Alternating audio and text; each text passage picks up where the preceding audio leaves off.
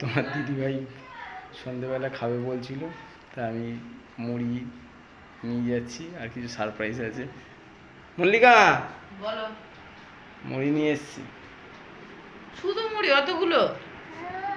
খাও, ঠিক আছে। খাও না, দাদা শুধু শুধু শুধু মুড়ি খাও। তুই খাবি? তুমি খাও না। দেখবে তোর মধ্যে কি আছে, সারপ্রাইজ এতগুলো শুধু মুড়ি আবার কি চপ এনেছে? মিথ্যা কথা। এই তো চপ তো লুকিয়ে এনেছে চুপি চুপি করে। বাবু বেগুনি এনেছে, তাহলে মিথ্যা কথা মিথ্যা বলছিলে। এই তো চপ।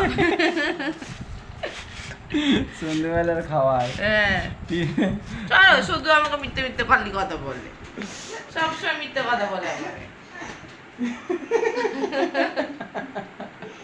চপ নিয়ে এসে খালি বলে শুধু মুড়ি খাও।